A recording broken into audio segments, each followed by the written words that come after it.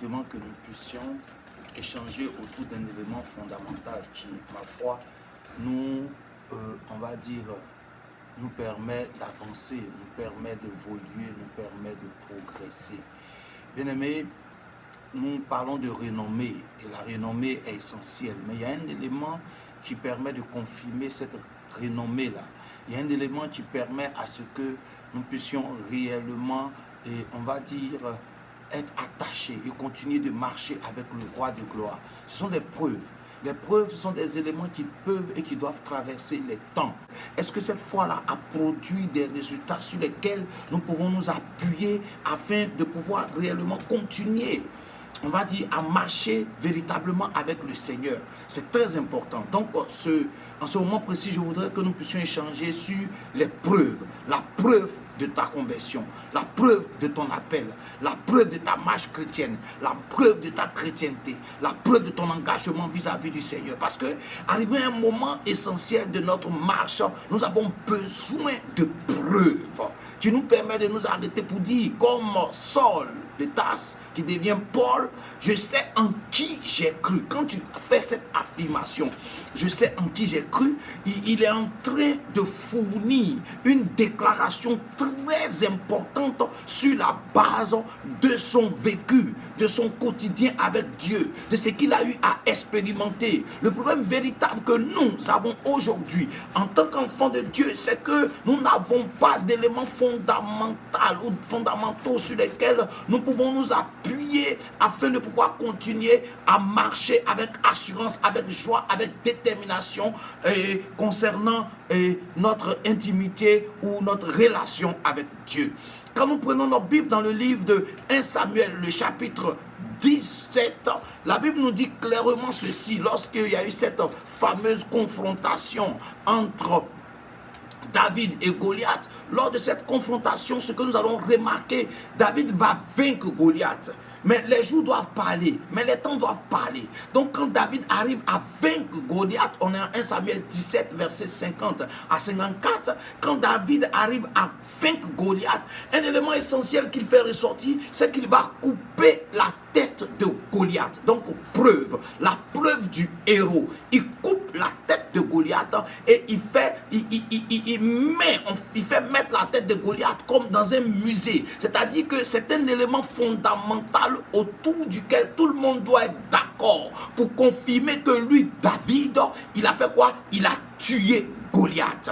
Bien aimé, quand nous lisons là, voilà le passage.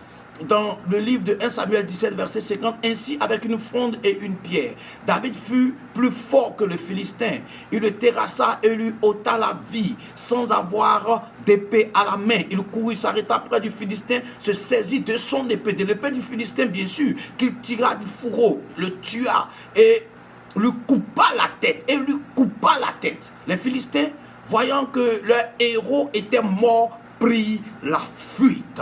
Et les hommes d'Israël et de Juda poussaient des cris et allèrent à la poursuite des Philistins jusque dans la vallée et jusqu'aux portes d'Écron. Les Philistins blessés à mort tombèrent dans le chemin de Sharaïm jusqu'à Gath et jusqu'à Écron. Les enfants d'Israël revinrent de la poursuite des Philistins et pillèrent leur camp. David prit la tête du Philistin et la porta à Jérusalem et mit dans sa tente les armes du Philistin. Bien-aimés dans le Seigneur, voici un peu un passage qui nous permet d'engager, on va dire, cette exhortation en ce jour-là. Nous avons besoin de preuves. Ta vie chrétienne a besoin de preuves. David a travaillé, il a œuvré, il a vaincu Goliath, mais il n'a pas laissé. Parce que Goliath tombe, peut-être qu'il y a encore de l'espoir. Goliath tombe, les gens se disent que peut-être qu'il a fait, il a dérapé, donc il est tombé. Donc ce qui est là, c'est celui qui va pouvoir se relever. Mais quand David fonce, il enlève l'épée de Goliath,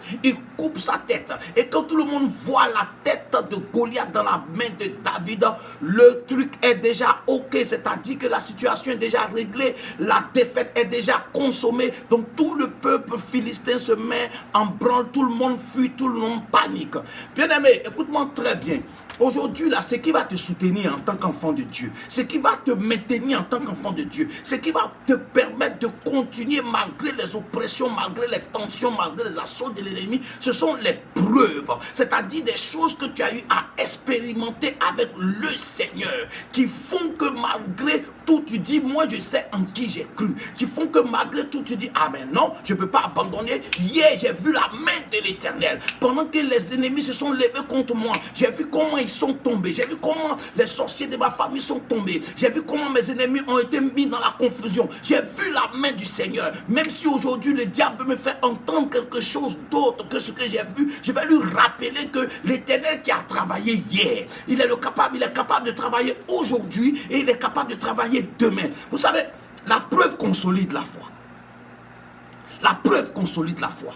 Une foi qui ne produit pas est une foi qui est amenée, on va dire, à mourir. Une foi nous conduit à avoir des preuves. Une foi nous engage. Une foi nous engage dans le règne de Dieu afin que des exploits soient faits. Parce qu'il dit qu'avec Dieu nous ferons des exploits et il écrasera, regardez un peu, il écrasera la tête de nos ennemis. Donc c'est-à-dire que quand Dieu s'engage dans ta vie et quand Dieu s'engage dans ton élan, quand Dieu te soutient, forcément tu vas écraser la tête de tes ennemis comme David a eu à écraser la tête de qui? De ses ennemis. Je suis venu t'annoncer que tu ne dois pas arrêter, tu ne dois pas pleurer. Dieu a déjà fait assez de choses dans ta vie, mais ce qui va te permettre d'avancer, c'est toi-même d'expérimenter des choses spéciales et particulières dans ta vie en tant qu'enfant de Dieu. Tu as besoin de preuves. Quand l'ennemi s'élève et qu'il cherche à t'abattre et qu'il n'arrive pas à t'abattre, c'est une preuve. Quand on t'attaque par une maladie, par des flèches,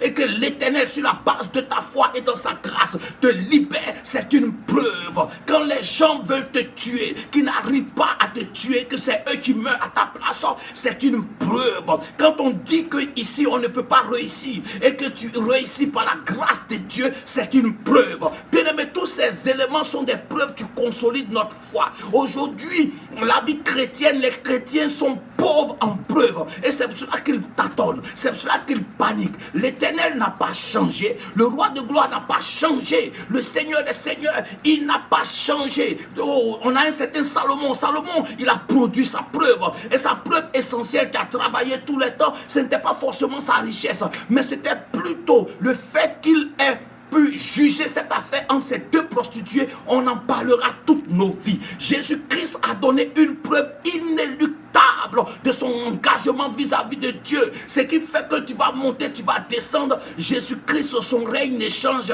pas. Il est venu et à la croix de Golgotha, il meurt. Donc en Jean 19, verset 30, il dira clairement, tout est accompli. C'est-à-dire, voici la preuve de mon engagement.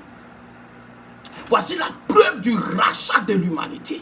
Et cette preuve est inéluctable. On ne peut pas discuter. C'est indiscutable. C'est là, c'est palpable. On va monter, on va descendre. On est obligé de composer avec cette preuve. La preuve est la chose avec laquelle tout le monde est obligé de composer. Aujourd'hui, l'histoire est obligée de composer avec Jésus-Christ de Nazareth. Et donc, on dira avant Jésus-Christ, après Jésus-Christ. Donc, quand on écrit les livres d'histoire, quand on trace le temps, le nom de Jésus-Christ de Nazareth est imposé dedans. C'est-à-dire la mort et la résurrection de Jésus-Christ de Nazareth.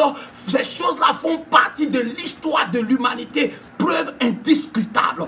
Quelle est la preuve que toi, enfant de Dieu, tu as? Quelle est la preuve que tu as? Si tu es un héros, il doit avoir des preuves. Si tu es un héros, il doit avoir des preuves. Tu es une héroïne, il doit avoir des preuves qui doivent te conduire à t'accrocher constamment à l'Éternel. Car Dieu est un Dieu qui se vit, un Dieu qui s'expérimente et un Dieu qui se prouve. Ce ne sont pas des paroles en l'air. Ce n'est pas de la poésie. Ce n'est pas de la récitation. Ce n'est pas de l'histoire. Ce n'est pas de la géographie. Dieu se vit. Et toi, en tant qu'enfant de Dieu, il est important que tu puisses réellement expérimenter ce Dieu-là dans ta vie au quotidien avec des preuves imparables, des preuves concrètes. Donc, lève-toi. S'il n'y a pas encore de preuves dans ta vie, dis-toi qu'il y a quelque chose qui ne va pas. Lève-toi et avance. Ne recule pas. Tu es un acteur de preuve. Tu es une actrice de preuve. Quand ils se lèveront, ils seront abattus. Et quand ils seront abattus, ils reconnaîtront que ton Dieu est le véritable Dieu. Laisse-moi te dire que le diable s'en fout des discours. Laisse-moi te dire que le diable s'en fout de tes analyses, de tes démonstrations, de tes versets bibliques. Le diable craint des gens qui foncent sur la base de leur foi et qui fournissent des preuves. Nous sommes des producteurs de preuves. Donc nous avons produit des preuves. Tu as produit des preuves. Ne recule pas. David a produit des preuves. Samson a produit des preuves. Oh, Salomon a produit des preuves. Jésus a produit des preuves. Je me rappelle de cette histoire lorsque Saul de Tarse, Paul se trouve dans cette barque et qu'ils descendent dans une rive quelque part. Et quand ils arrivent dans cette rive, la Bible déclare que pendant qu'ils y sont, un serpent, vipère, vient sur la main de Saul, sur la main de Paul. Et les gens se disent, mais cet homme-là, c'est un démon. Cet homme-là, il est maudit. C'est pour cela que le serpent est venu sur sa main. La Bible déclare que Saul, Paul, remue sa tête, sa main, le serpent tombe dans le feu et il brûle. Alors, celui-là qu'on traitait de maudit devient maintenant plutôt un Dieu. Bien-aimé, on peut te traiter de beaucoup de choses quand il n'y a pas de preuve. Mais quand il y a une preuve, cela ferme la bouche des gens. Je vais déclarer sur ta vie, dans cette exhortation en ce jour, que tous ceux qui t'ont traité d'un nom négatif, l'Éternel rentre en scène dans ta vie. L'Éternel rentre de façon spéciale dans ta vie, afin que tu produises des preuves qui fassent taire ces personnes. Dieu va fermer leur bouche. Ton Seigneur va fermer leur bouche. Le roi de gloire va fermer leur bouche. Donc lève-toi, sois producteur de preuves. Quand ça ne va pas, lève-toi. Parce que quand ça ne va pas, c'est la première étape de ton histoire. Ça ne va pas pour que ça aille demain. C'est coincé aujourd'hui pour que ça soit décoincé demain. C'est bloqué aujourd'hui pour que ça soit débloqué demain. Lève-toi. Tu n'as pas à baisser les bras. Aussi grand soit le diable, aussi puissant soit le diable, aussi costaud soit le diable. Il n'est pas tout puissant, il n'est pas glorieux, il n'est pas créateur des cieux et de la terre. Et donc lève-toi et prends un engagement. Des preuves doivent se voir. Ta famille doit savoir que tu es un chrétien par des preuves. Ce n'est pas des bavatages, ce n'est pas des discussions, ce ne sont pas des discussions inutiles. Ils doivent savoir, ils vont tenter, puis ils vont voir que ton Dieu est véritable. Ta génération doit voir que ton Dieu est véritable. Ton entourage doit voir que ton Dieu est le véritable. Parce qu'à partir de ce moment, le respect sera établi. Que Dieu te bénisse. Que sa grâce soit ton partage. Et je sais que tu es un acteur de preuves, produit des preuves pour la gloire de Dieu. Au nom de Jésus.